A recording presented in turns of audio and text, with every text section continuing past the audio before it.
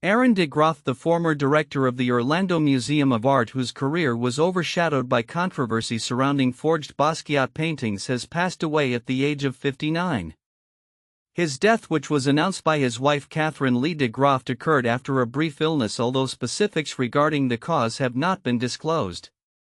De Groft's tenure at the museum, marked by ambition and high-profile exhibitions, spiraled into scandal after a major exhibition featuring supposed lost works by Jean-Michel Basquiat turned out to be fraudulent.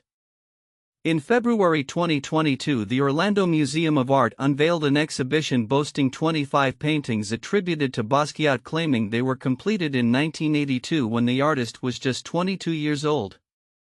De Groft confidently asserted that these artworks had been sold for a mere $5,000 and had languished in a Los Angeles storage unit for decades before being auctioned off to a dealer for around $15,000. At the time of the exhibition, the collection was valued at nearly $100 million, a staggering figure that aroused both excitement and skepticism among art historians and museum staff. Despite concerns raised by some staff members about the painting's authenticity, these doubts were dismissed by de Groft and the museum's leadership. Tensions escalated when a New York Times article questioned the provenance of the works, revealing glaring inconsistencies, including the use of a FedEx shipping material that did not exist until 6 years after Basquiat's death. The FBI's involvement culminated in a raid on the museum 4 months later, leading to the seizure of all 25 pieces and the termination of de Groft's employment. In the aftermath, the Orlando Museum of Art filed a lawsuit against de Groft, alleging fraud and asserting that his actions had irreparably damaged the museum's reputation and legacy. The lawsuit claimed that de Groft sought to profit from the exhibition by artificially inflating the value of the paintings. Meanwhile, de Groft maintained his innocence, insisting he had conducted due diligence and continued to assert the painting's authenticity. "I did my due diligence," he stated in a 2023 interview, defiantly vowing to clear his name in court. Born on December 2, 1965, de Groft had a varied career path before entering the art world. Initially recruited for baseball at the College of William and Mary, an injury prompted a pivot towards art history, ultimately leading him to earn advanced degrees in the field. His career in museums began with roles at the Kummer Museum of Art and Gardens and the John and Mabel Ringling Museum of Art, where he garnered a reputation for his keen eye and commitment to uncovering the true provenance of artworks. De Groft's hiring as the director of the Orlando Museum of Art in 2021 was celebrated with expectations that he would bring national recognition through blockbuster exhibitions. However, the fallout from the Basquiat scandal painted a starkly different picture, leading to a fractured legacy. As the art world continues to grapple with issues of authenticity and provenance in the wake of this scandal, the FBI's investigation remains ongoing, with the seized Basquiat works still in their possession. The Orlando Museum of Art's current leadership has expressed condolences over de Groft's passing but has not clarified whether the lawsuit against his estate will proceed. In a complex intertwining of ambition, deception, and tragedy, the narrative of Aaron de Groft's life serves as a cautionary tale for the art community. As institutions strive for visibility and success in an increasingly competitive landscape, the stakes surrounding authenticity and ethical practices remain higher than ever. The future of the Basquiat works and the implications of this scandal will continue to unfold, prompting reflection on the integrity of the art world. In a move that sent shockwaves through Washington, former President Donald Trump recently defended his decision to dismiss at least 15 independent inspectors general in what has been described as a late-night purge. This bold action, which critics have labeled as an unprecedented attack on oversight mechanisms, raises profound questions about accountability and governance in the federal landscape. As the implications of this purge unfold, it is crucial to examine the motivations behind these actions and their potential effects on public trust and institutional integrity. Trump's administration has long been characterized by a contentious relationship with oversight bodies. According to a statement from the former president, the dismissals were part of a broader effort to streamline operations and eliminate what he termed as ineffective watchdogs. We need people in these positions who are loyal to the mission and will act in the best interests of the country, Trump stated, hinting at a desire to install individuals aligned with his administration's objectives rather than independent evaluators. The timing of this purge is particularly striking, occurring shortly before the end of Trump's term in office, suggesting a strategic calculation aimed at consolidating power. The inspectors general, who serve as independent watchdogs to ensure accountability within federal agencies, have been critical in exposing misconduct and inefficiency. Their removal could significantly weaken the oversight structure that has been a cornerstone of government accountability. As political analysts note, this action could embolden other officials to act without fear of scrutiny, leading to potential abuses of power. Critics have voiced their concerns vehemently. Representative Elijah Cummings commented, "This is a blatant attempt to dismantle the checks and balances that protect our democracy. We cannot allow this to happen." The bipartisan nature of the backlash underscores a widespread apprehension about the erosion of oversight in an already polarized political environment. Moreover, the decision to oust these inspectors general may have far-reaching consequences beyond the immediate political landscape. It raises alarms about the integrity of federal programs and the potential for increased corruption. With less oversight, there may be a higher likelihood of mismanagement and misconduct within federal agencies, which could ultimately impact public services and trust in government.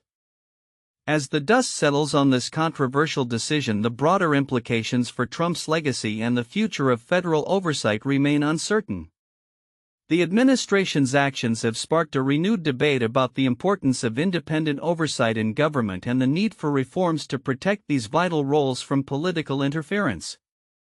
Looking ahead, the outcomes of this purge will likely influence the discourse surrounding governance and accountability in the years to come. As watchdog organizations prepare to rally against what they view as an existential threat to their missions, the American public will be left to grapple with the ramifications of these actions. Whether this move will incite a political backlash that could reshape the landscape of accountability in Washington remains to be seen.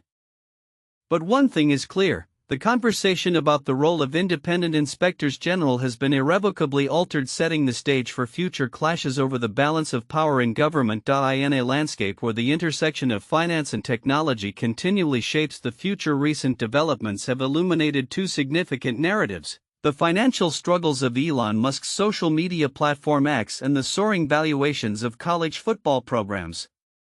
As these stories unfold, they highlight contrasting realities in the tech and sports sectors. Elon Musk, the owner of X, recently communicated to employees that the platform is barely breaking even, according to a report by the Wall Street Journal.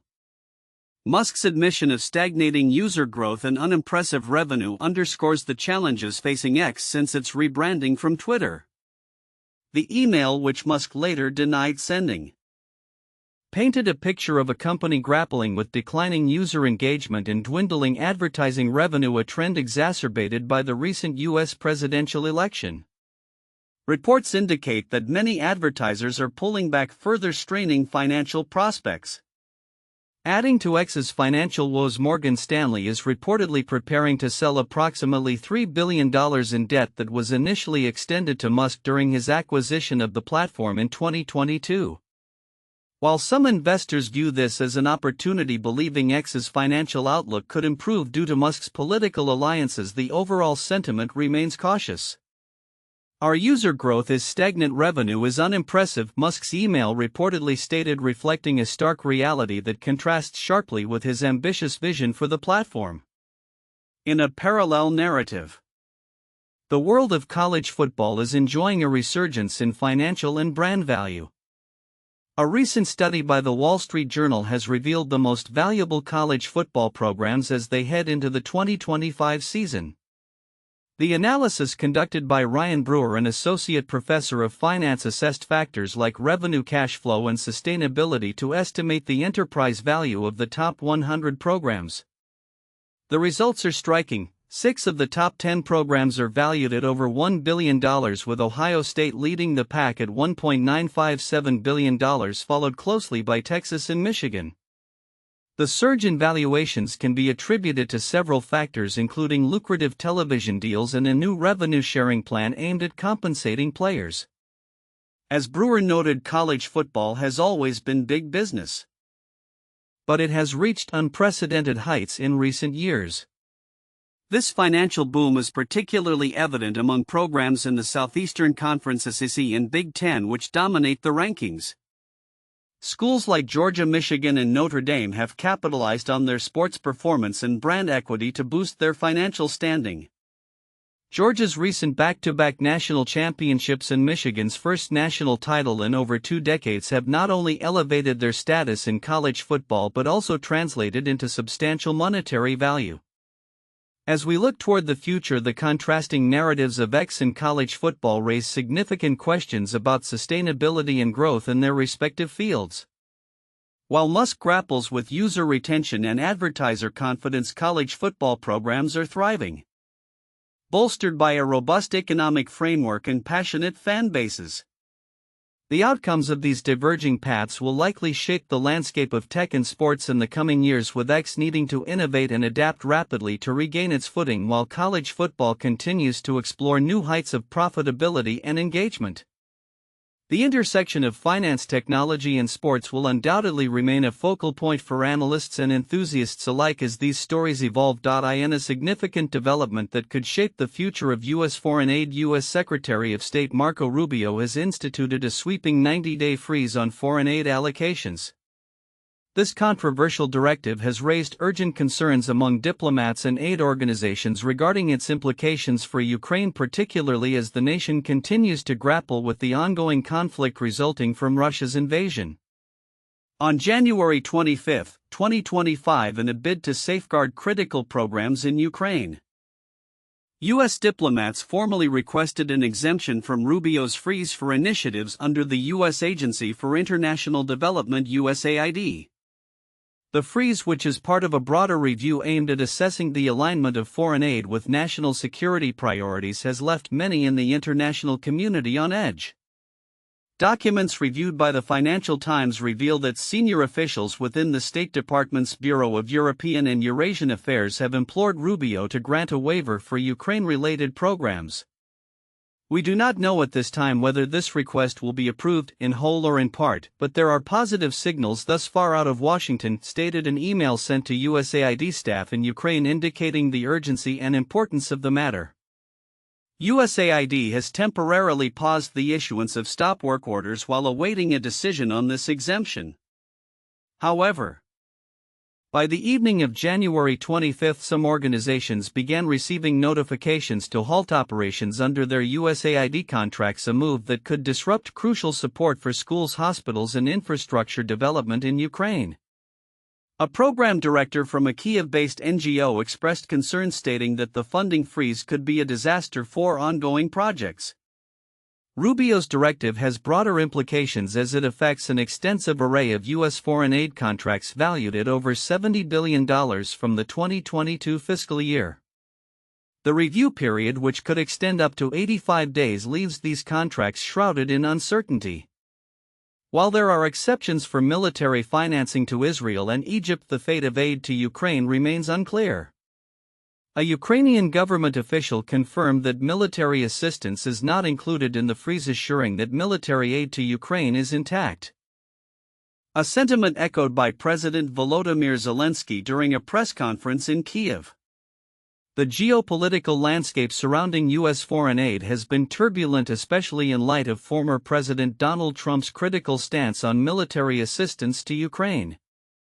Despite expressing a desire to broker peace between Kiev and Moscow, Trump's administration has historically maintained a complex relationship with Ukraine, oscillating between support and skepticism.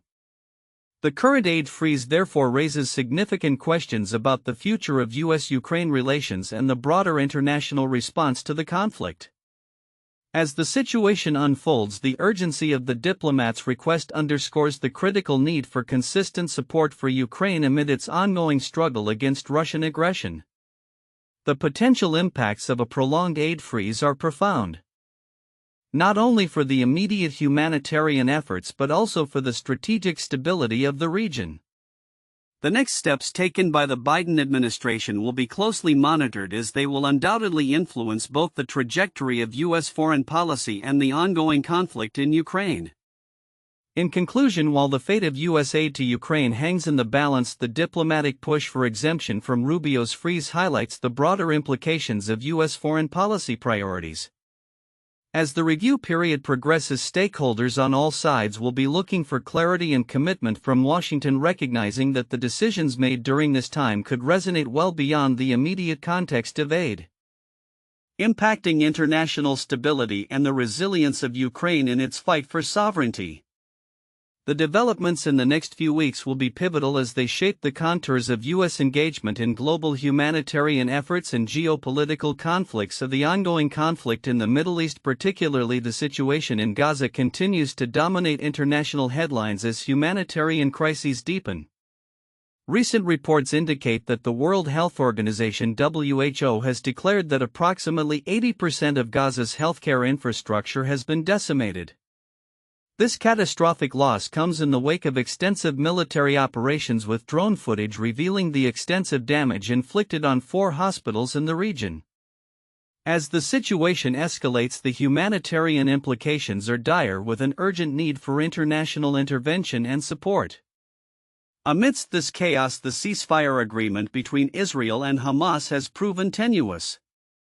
Despite initial optimism following the release of hostages and prisoners from both sides, compliance has faltered, with Hamas accusing Israel of obstructing the return of Palestinians to northern Gaza. In response, Israel has delayed troop withdrawals, citing broken terms of the agreement by Hamas, which has not fully released civilian hostages. The uncertainty surrounding the ceasefire is indicative of the fragile nature of peace in a region rife with historical grievances. The recent violence has not been confined to Gaza alone. In Sudan, the WHO has reported a tragic attack on a hospital in El Fasher which left around 70 individuals dead, including patients. This attack, attributed to the rebel group Rapid Support Forces, underscores the broader instability affecting the region, with healthcare facilities increasingly becoming targets in conflict zones. As the world watches these developments unfold, the emotional toll on civilians cannot be overstated. Many Palestinians have shared their relief and joy at the return of loved ones freed in the ceasefire deal, highlighting the profound human cost of the ongoing conflict. However, the specter of violence looms large, with experts warning that unexploded ordnance left buried in the rubble of Gaza poses a serious threat to returning residents. The international community's response to these crises remains critical. Concerns have been raised regarding the use of unlawful lethal force by Israeli forces in the West Bank, prompting calls for accountability and adherence to international humanitarian law. As tensions persist, the need for a sustainable resolution that addresses the root causes of the conflict becomes ever more urgent. In the face of such adversity, the resilience of the affected populations shines through. Reports of jubilation among families reunited after the release of hostages serve as a poignant reminder of the human spirit's capacity to endure. Yet the road ahead remains fraught with challenges, as peace efforts continue to grapple with historical enmities and political complexities. As we look to the future, it is clear that the path to lasting peace in the Middle East will require concerted efforts from global leaders and organizations dedicated to humanitarian assistance and conflict resolution. The stakes have never been higher, and the international community must act decisively to alleviate the suffering of those caught in the crossfire of a seemingly endless cycle of violence. As Valentine's Day approaches, local retailers in Scranton are gearing up for a seasonal surge in sales, despite the holiday not enjoying the same extended shopping period as Christmas or Easter. With just a few weeks to go, business owners are preparing for the inevitable last-minute rush that characterizes consumer behavior during this romantic holiday. Jason Moots, co-owner of Michael Moots Candies in Hanover Township, highlighted the trend of procrastination among shoppers. Valentine's Day is a very busy season, but it's a very short season, Moots explained.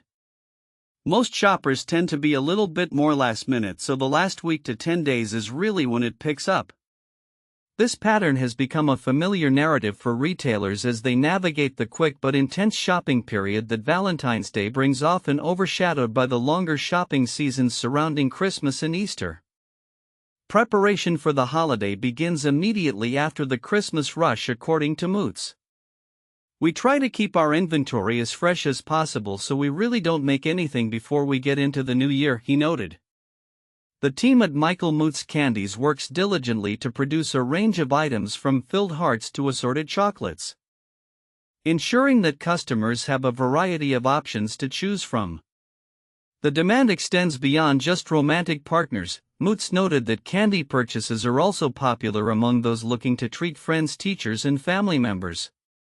It's great to see as many reasons as possible to share that smile and sweet piece of chocolate, he added. One of the standout offerings at the candy shop is the chocolate-covered strawberries, which are available for the 3 days leading up to Valentine's Day. We buy about 500 pounds of strawberries from Wegmans that we chop up and coat, Moots shared.